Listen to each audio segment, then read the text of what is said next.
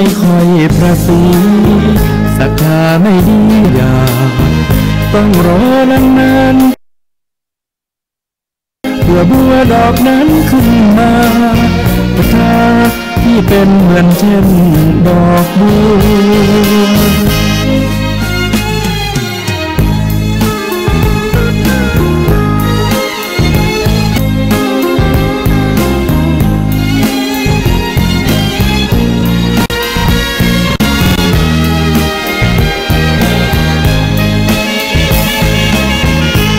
มีสมองปัญญาเลิศล้ำได้ฟังพระธรรม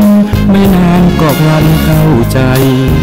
เรียบดังดอกบัวพ้นน้ำจะบานสลายเช้าแดดรำไรตอนไปชื่นใจแจ่มตาผู้มีสมองปัญญาปานกลางพระธรรมนำทางก็พลอยค่อยๆศรัทธา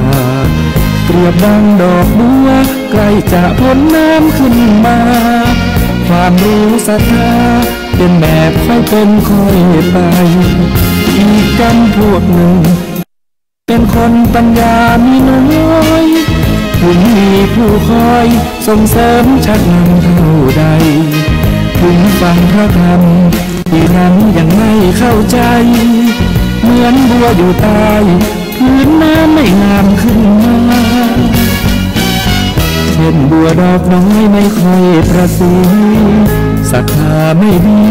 ฟังไปไม่ใส่ปัญญาต้องรอนานๆเพื่อบัวดอกนั้นขึ้นมาเปรียบดังศรัทธาที่เป็นเหมือนเช่นดอกบัว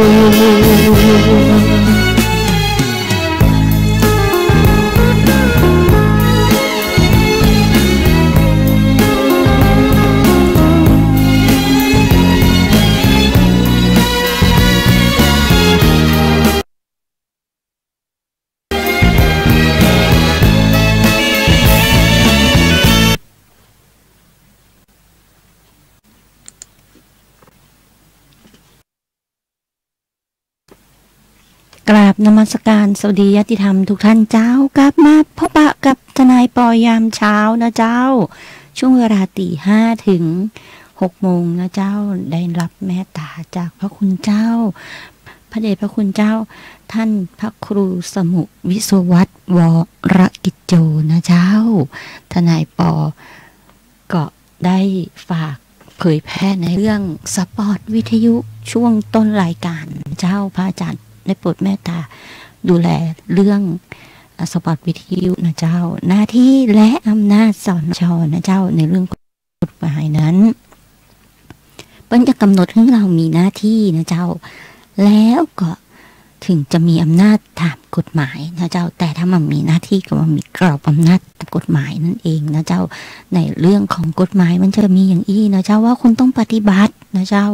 ถ้าคุณปฏิบัติคุณก็เสียสิทธิ์เสียหน้าที่หลายๆเรื่องนะเจ้าบางครั้งนำพาเราไปทำในสิ่งที่บดีนะเจ้าและสิ่งที่ตามมาก็คืออำนาจแห่งกรรมนะเจ้าอำนาจแห่งกรรมกรรมมุนาวะตัตติโลโกสัตว์โลกย่อมเป็นไปตามกรรม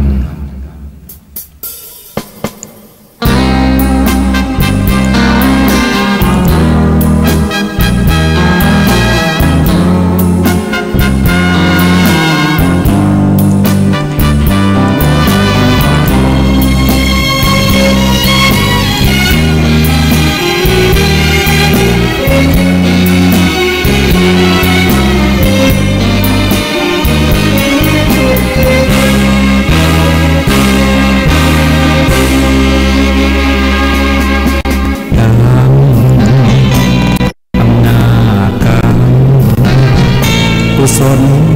กรรมหรืออกุศลกรรมทุกการกระทำเป็นกรรมชั่วกรรมดี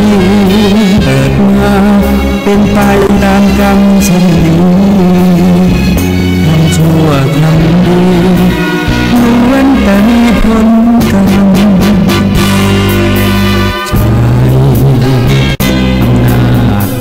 อ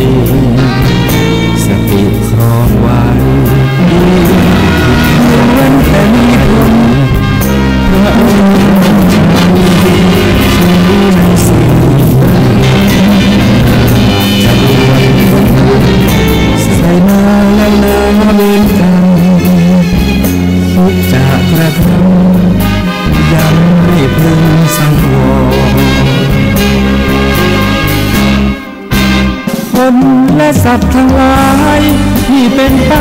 ต่างๆนานาชีวิตต่างนานำชักมา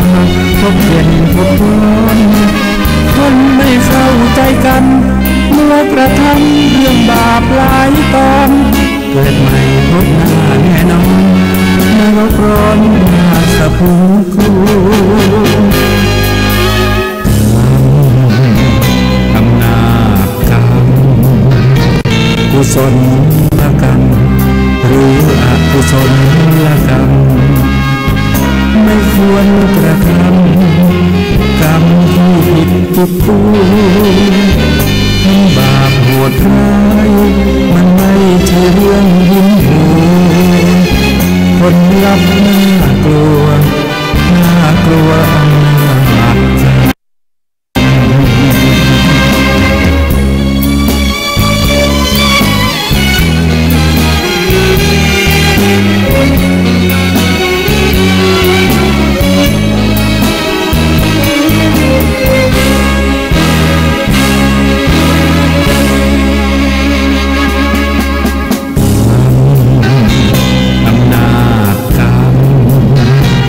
กุศล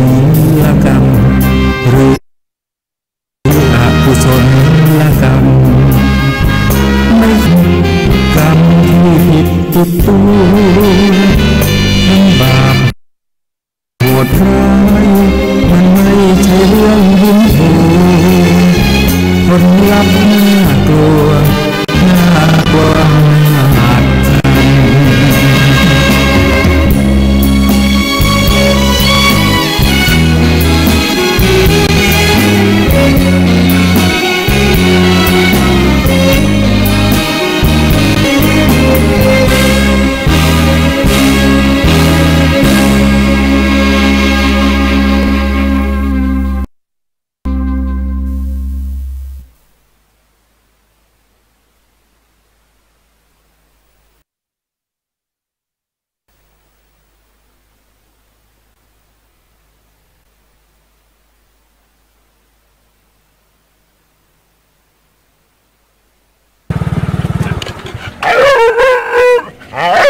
โอ้ย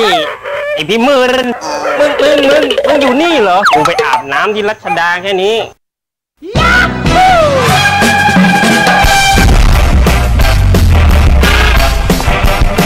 มึงเนี่ยหนีออกจากบ้านปีกข้างบ้านน่ะเขามาฟ้องไปกัดไก่เขามึงต้องโดนอ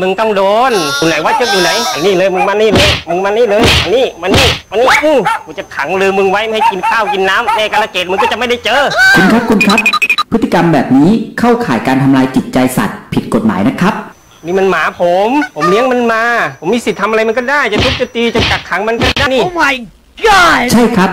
แต่นั่นมันก่อนที่สนช.จะพิจารณาและประกาศใช้ออกมาเป็นกฎหมายนะครับนี่มันสัตว์เลี้ยงของผมนะครับไม่ใช่สัตว์ป่าคุ้มคร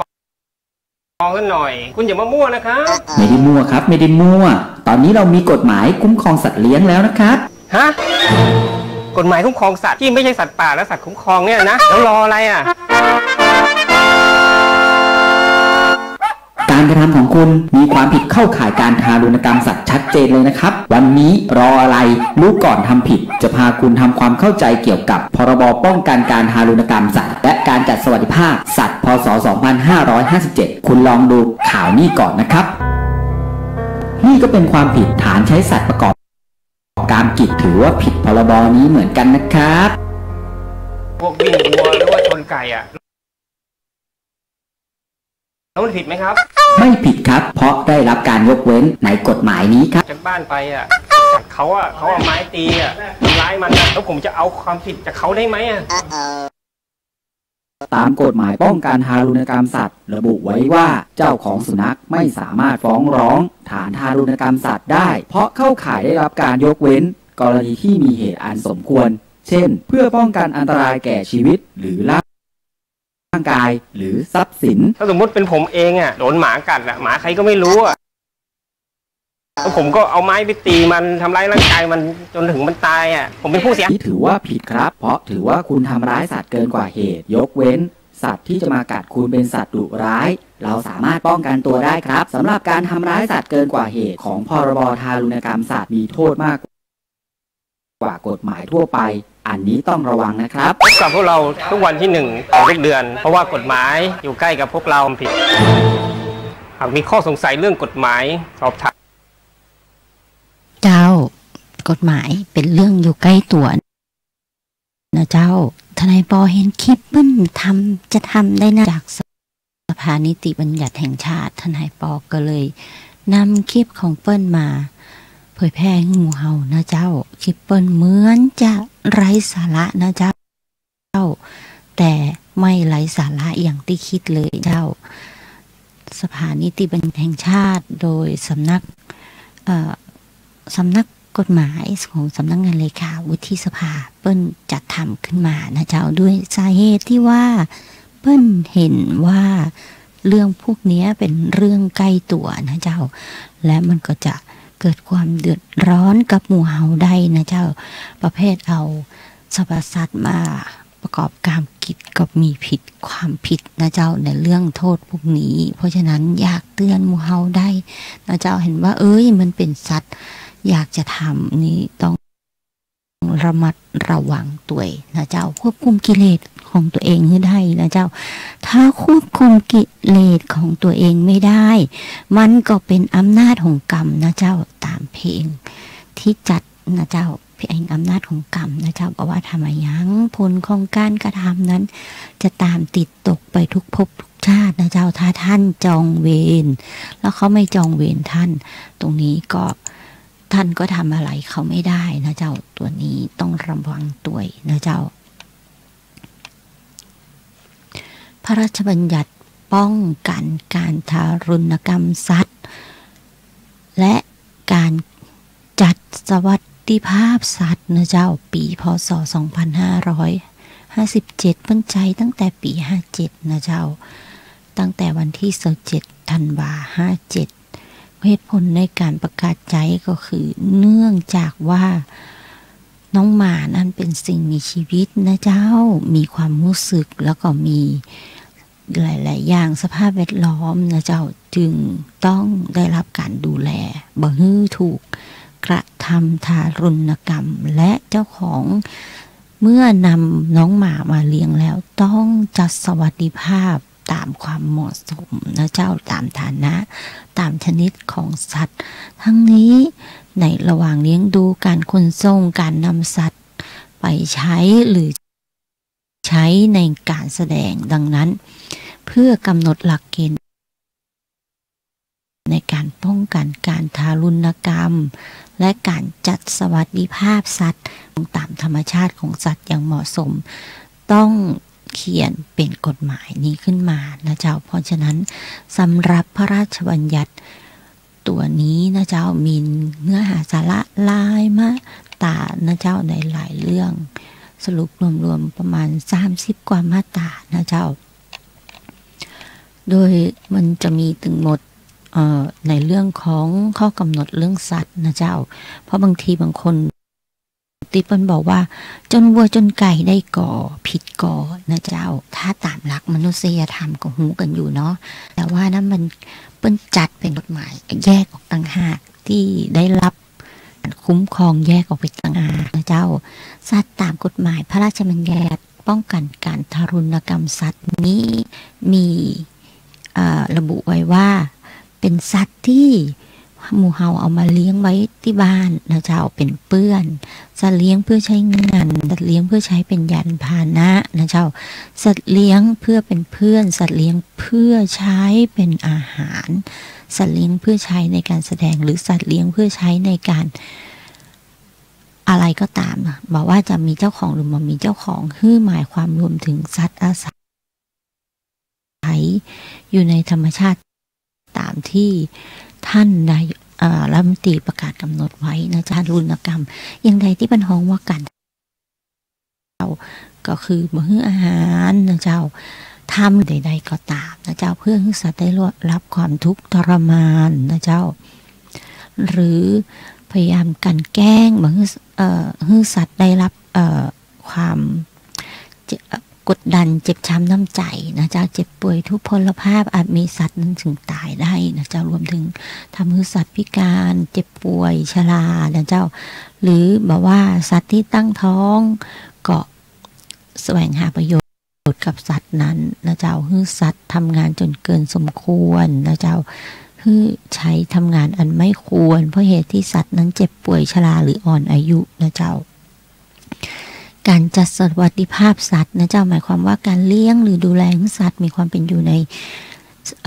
สภาพร่างกายที่เหมาะสมนะเจ้าอนามัยที่ดีนะเจ้าอาหารน้ำอย่างพอเพียงเจ้าของสัตว์ต้องเป็นคนที่เป็นเจ้าของนะเจ้าดูแลครอบครองอยู่หรือได้รับมอบหมายจากเจ้าของนะเจ้าซึ่งผู้ได้รับมอบหมายเจ้าของก็ดูแลอย่างดีตัวนะเจ้าในลักษณะนั้นก็ตรงนี้เมื่อเอาเปิ้ลมาเลี้ยงแล้วมันก็เป็นหน้าที่นะเจ้าเปิ้ลบอกว่ากฎหมายบัดใจว่าบ่ฮื้อทำทารุณบ่ฮื้อในลักษณะที่สัตว์ที่เข้าโรงฆ่าสัตว์ล่ะตรงนั้นก็ถือว่าเป็นการทารุณกรรมสัตว์นะเจ้าแต่ว่าเปิ้ลมีเหตุอันควรตามกฎหมายเฉพาะที่อนุญาตฮื้อนะเจ้าเพราะจะมีกฎหมายในเรื่องโรงฆ่าสัตว์นะเจ้าแล้วก็มีอาชญาบัตรนะเจ้าตรงนั้นอย่าง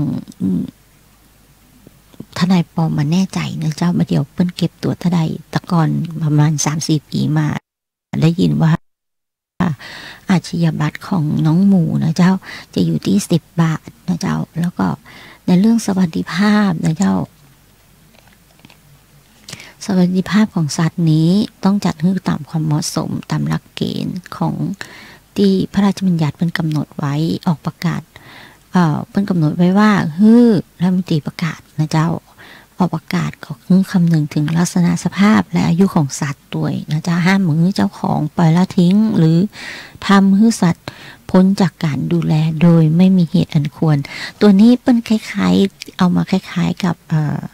การที่บีบบังคับเด็กหรือผู้สูงอายุนะเจ้าละทิ้งปล่อยทำให้พึ่งพาอาศัยตนไม่ได้นั้นล่ะเจ้าเอาไปทิ้งประมาณนั้นน้องหมากับคนก็ได้รับความคุ้มครองเหมือนกันนะเจ้าในเรื่องการขนส่งสัตว์นะเจ้าเจ้าของคนที่มีเกี่ยวข้องต้องจัดสวัสดิภาพนะเจ้าเหมาะสมนะเจ้ารัฐมนตรีเป็นประกาศไว้ด้วยนะเจ้า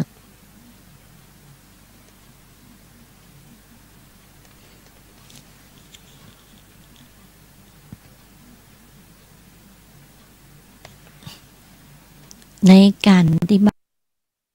ติหน้าที่ของเจ้าหน้าที่นั้นนะเจ้าหน้าที่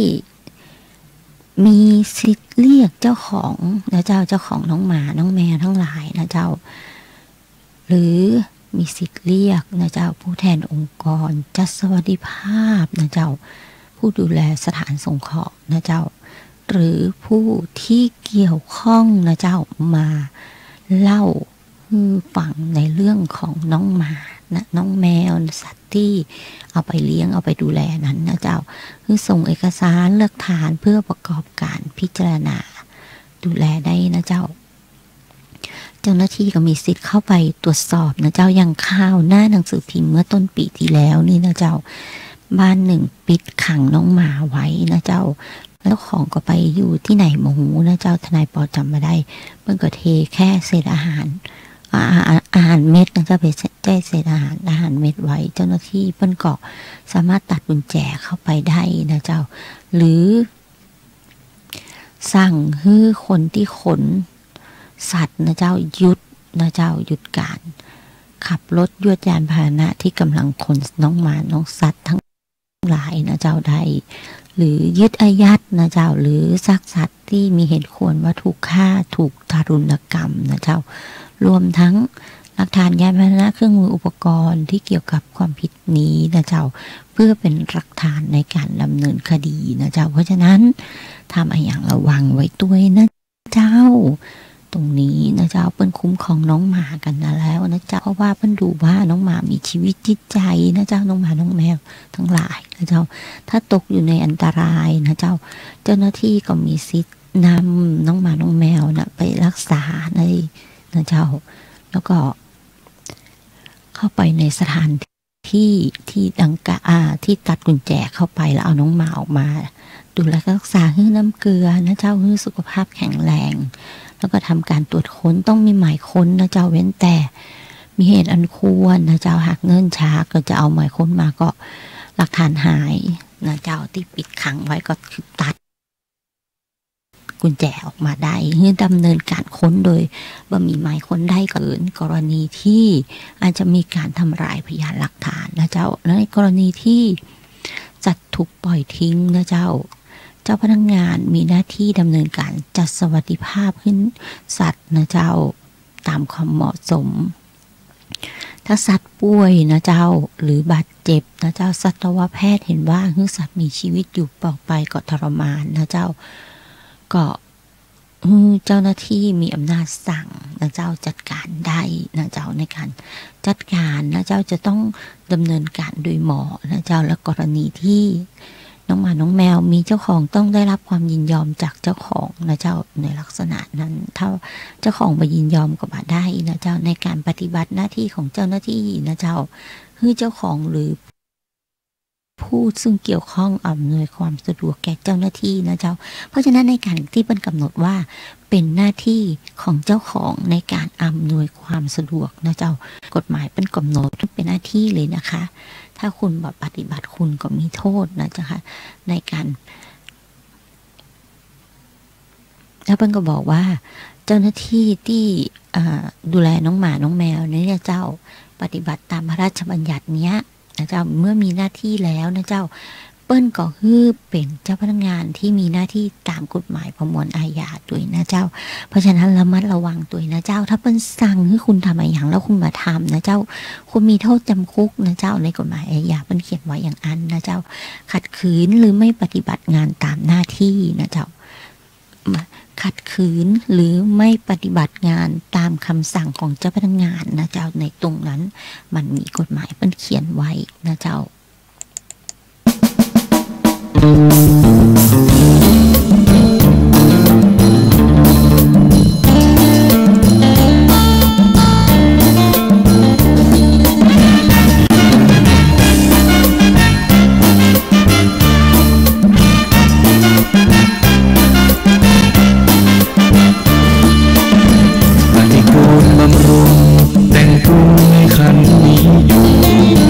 ชีวิตยังสู้ยืนอยู่กับการใช้ก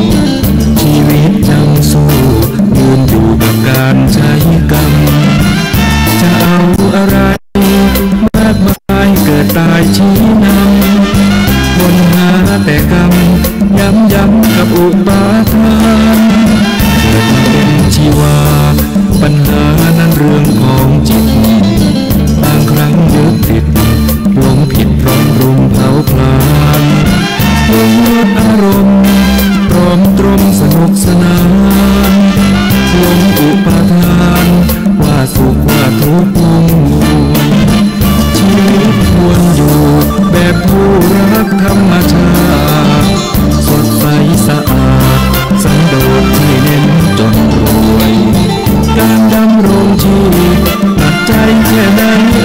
อวยอย่าหลงสำรวยตัวช่วยเอาทุกนำพาปฏิทูลบำรุงแต่งปรุงเพื่อขันนี้อยู่อย่าคิดหดหู่จงอยู่แบบมีปัญญาเลือกคิดเลือกทำอย่านำมาเป็นปัญหาทุกข์ในอุราล้วนมาจากอุปาทาน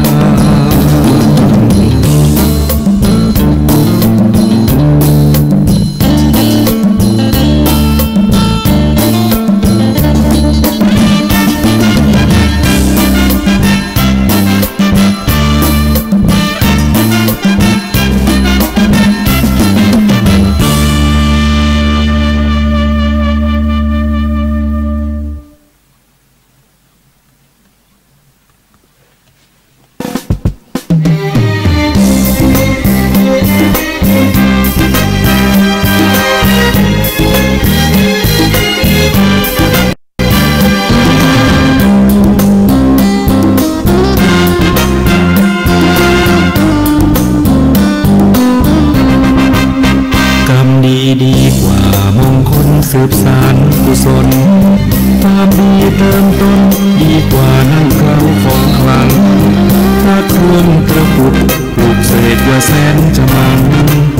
ขาดตัวแกนมั่งหัวนึกว่ายังได้คุ้มอันธพาลเกลื่อนเสาะหาเอามาปลอบมันยังตายเกลื่อนกันชีวันดับนั้นอยู่หลุมธรรมะตัณหาดึงจากนรกตกทุนเป็นเครื่องคอยคุ้มเพราะเป็นพระองค์จริงกรรมดีดีกว่าวัตถุมงคลกรรมดีในตนผู้คนไหนอยากจะดีเป็นโจรไร้ธรรมก่อกรรมจิตใจผีสิงไม่โดนปืนยิงก็ยิ่งเหมือนตายเกินตายกรรมดีดีกว่านำพาเนื้อกรรมหลุดพ้นมันดูแลตนให้ตนเกิดผลผ่องใสเมื่อบริสุทธิ์ต้องผุดทั้งกายและใจจะจำเป็นไหมต้องใช้วัตถุมงคล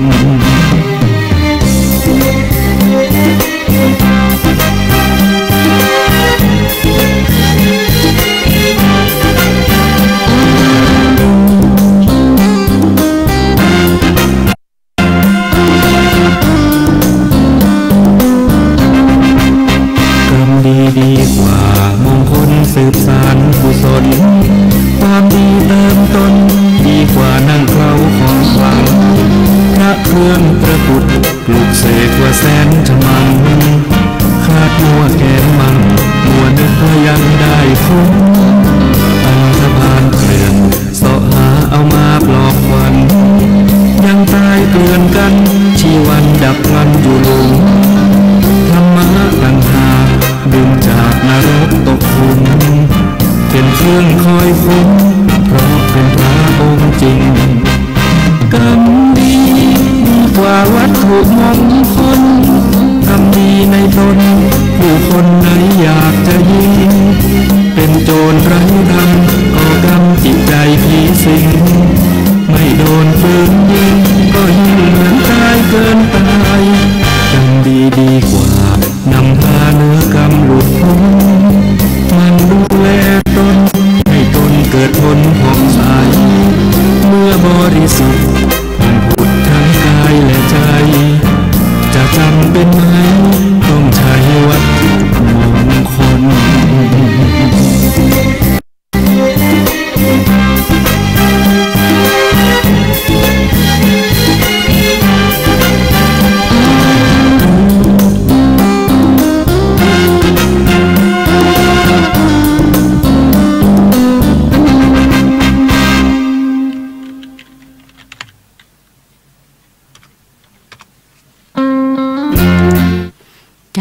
เปิดเพลง2 เพลงฟังก็เป็นคำเตือนนะเจ้าบอกว่าจะเรื่องอุปทานนะเจ้าบอกว่ากรรมดีดีกว่านะเจ้าตรงนั้นทำอะไรอย่างไว้มันก็อยู่ที่ผลของกรรมนะเจ้าเพราะฉะนั้นในเรื่องทารุณกรรมสัตว์นั้นอย่าทำ นะเจ้าตอนนี้เปิ้ล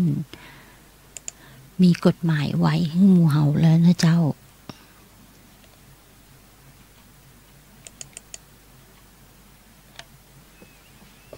เปิ้ลก็เตือนกันไว้นะเจ้าพระราชบัญญัติการทารุณกรรมสัตว์นะเจ้าเปิ้ลเขียนไว้เพื่อให้เฮาดูแลน้องหมานะเจ้าจะได้บ่เอาไปโยนทิ้งโยนขว้างให้เป็นภาระสังคมนะเจ้าอีกอันหนึ่งนะเจ้าทำกรรมดีก็ดีไปทำกรรมบ่ดีก็เดือดร้อนกันไปนะเจ้าทนายป้อช่วงนี้ใกล้จะเลือกตั้งแล้วนับวันเลือกตั้งวันที่24นะเจ้ามีนาคมเดี๋ยวเฮาก็จะได้เจอกันนะเจ้า24มีนาคมจะมีการเลือกตั้งในเรื่องของการเลือกตั้งนี้นะเจ้าต้องดูนโยบายพรรคนะเจ้าเปิ้ลมีการนะเจ้ากาได้อย่างเดียวนะเจ้ากฎหมายเลขนะเจ้ากฎหมายเลขหมายเลขเดียวได้ทั้งคนได้ทั้งพรรคนะเจ้าได้นโยบายถึงหมดนะเจ้าเปิ้ลตัดปัญหาบัตรเสียนะเจ้าตรงนี้เปิ้ลต้องการให้เฮาแค่ติ๊กกดนะเจ้า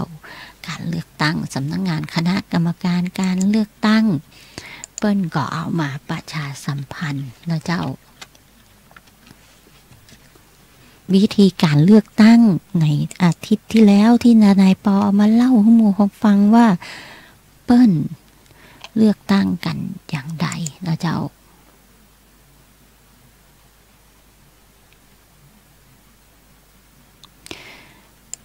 กกต.เป็นองค์กรอิสระนะเจ้าที่เป็นมีอำนาจหน้าที่กำกับดูแลในเรื่องการเลือกตั้งนะเจ้าให้หมู่เฮาข้อมูลของคนที่จะเลือกตั้งนะเจ้าก็ถ้าใครบ่สะดวกที่จะไปเลือกตั้งในวันที่24มีนาคม62นี้นะเจ้า8โมงถึง5โมงเย็นนั้นต้องการเลือกตั้งก่อนนะเจ้าต้องไปลงทะเบียนนะคะขอใจสิทธิ์ตั้งแต่วันนี้ถึงวันที่19นะเจ้าประกาศตั้งแต่ต้นมกราแล้วนะเจ้าตั้งแต่เจ้าวันนี้วันที่17แล้วนะเจ้าสำหรับคนที่จะใช้สิทธิ์เลือกตั้งนอกเขตไปลงทะเบียนเลือกตั้งใดแล้วนะเจ้าภายในวันที่19กุมภาพันธ์นะเจ้า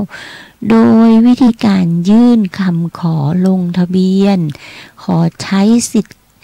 ลงคะแนนล่วงหน้านอกเขตเลือกตั้งยื่นคำขอลงทะเบียนต่อนายอำเภอนะเจ้าหรือนายทะเบียนท้องถิ่นในเขตเลือกตั้งที่ตนมีสิทธิ์หรือมีเขตเลือกตั้งที่ประสงค์ขอลงคะแนนพร้อมสำเนาบัตรประจำตัวประชาชนหรือสำเนาบัตรที่มีรูปถ่ายนะเจ้าหมายเลขประจำตัวประชาชนคำสั่งแต่งตั้งชี้แจงเหตุผลนะเจ้าความจำเป็นหลักฐานและยื่นคำขอได้3ช่องทางนะเจ้า1ยื่นได้ด้วยตนเองหรือมอบหมายผู้อื่นยื่นแทนนะเจ้าอีกอันหนึ่งนะเจ้ายื่นทางไปรษณีย์นะเจ้าอีกอันหนึ่งก็ยื่นทางอินเทอร์เน็ตนะเจ้า3ช่องทางนะเจ้าไปเองไปรษณีย์หรืออินเทอร์เน็ตนะเจ้าการยื่นคำขอลงทะเบียนขอใช้สิทธิ์ลงคะแนนล่วงหน้าในเขตเลือกตั้งยื่นคำขอลงคะแนนต่อในอำเภอในทะเบียนท้องถิ่นที่ตนมีถิ่นที่อยู่แล้วเขียนรายละเอียดลงแบบฟอร์มสส1/14นะเจ้าและยื่นคำขอลงทะเบียนล่วงหน้าได้2ช่องทาง1ยื่นคำขอด้วยตนเองนะเจ้าหรือมอบหมายผู้อื่นยื่นแทนนะเจ้าพร้อมสำเนาบัตรประจำตัวประชาชนนะเจ้า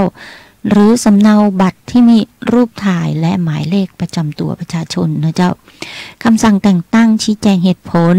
ความจำเป็นและหลักฐานนะเจ้า2ยื่นคำขอทางไปรษณีย์นะเจ้าพร้อมสำเนาประจำตัวประชาชนหรือสำเนาบัตรที่มีรูปถ่ายนะเจ้าและหมายเลขประจำตัวประชาชนคำสั่งแต่งตั้งชี้แจงเหตุผลความจำเป็นและหลักฐานนะเจ้าตรงนี้ นำเรียนให้หมู่เฮาได้รับรู้นะเจ้าแล้วก็ถ้าอยากรู้แต่นะเจ้าเข้าไปที่เว็บไซต์นะเจ้า ect.go.th นะเจ้าเป็นขั้นตอนขอใช้สิทธิ์เลือกตั้งล่วงหน้านะเจ้าที่เปิ้นเขียนไว้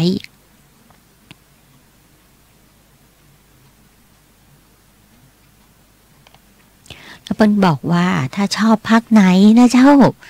พรรคโปรดนะเจ้าก็สามารถนะเจ้าบำรุงพรรคใดนะเจ้าบักเกิน500 บาทนะเจ้าเพราะฉะนั้นเมื่อเปิ้นบอกว่าบักเกิน500 บาท50 ตังค์ก็ได้นะคะ1 บาทก็ได้นะเจ้าสูงสุดได้บักเกิน500 บาทนะเจ้าถ้า50 ตังค์เดี๋ยวเปิ้นจะว่าคุณบ่เต็มนะเจ้ามาบริจาคได้ใด50 ตังค์นะเจ้าแต่ทนายปอว่ามันก็น่าฮักดีนะเจ้าอย่างน้อยมันก็เจียดเงินมานะเจ้า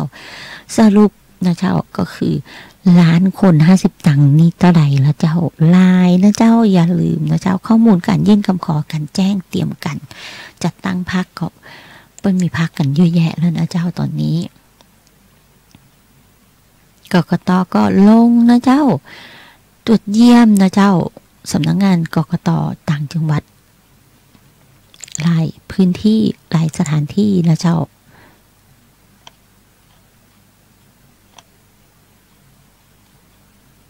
เรามาลุ้นกันว่าใครจะได้เป็นนายกรัฐมนตรีนะเจ้าหลายท่านบอกว่าจะคุณหญิงสุดารัตน์เกยุราพันธ์นะเจ้าหรือว่าท่านนายกรัฐมนตรีคนปัจจุบันท่านประยุทธ์นะเจ้าหรือท่านอภิสิทธิ์นะเจ้าลุ้นกันดูว่าใครจะได้ว่ากันไปตามสถานการณ์นะเจ้า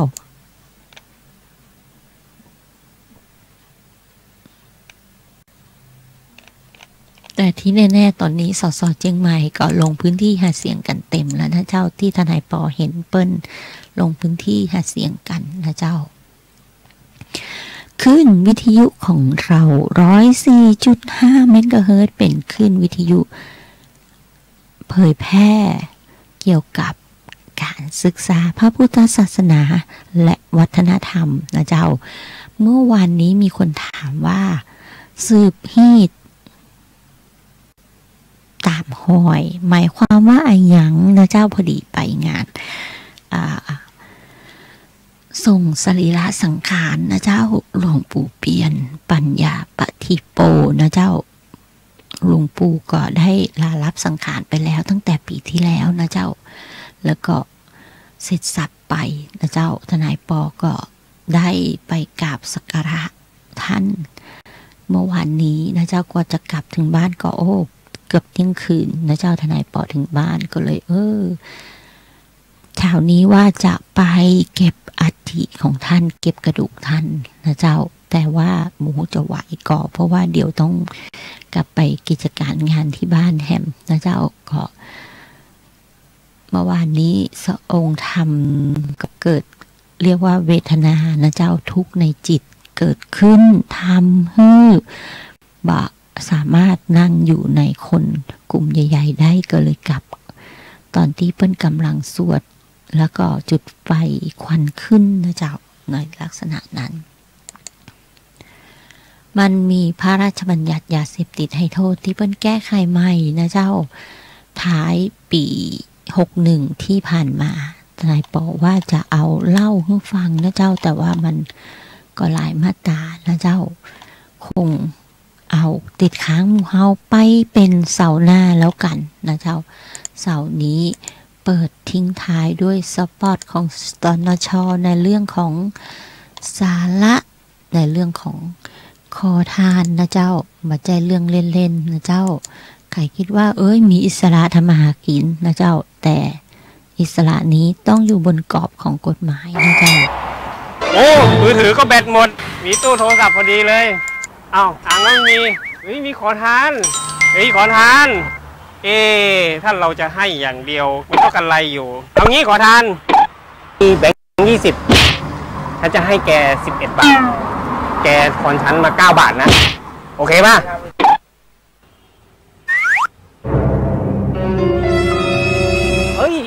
เงินทอนฉันล่ะทอนเงินมาที่พยักหน้าเนี่ยแกโอเคฉันแล้วทอนเงินมา ไม่มีเงินเฮ้ยแกไม่ทอน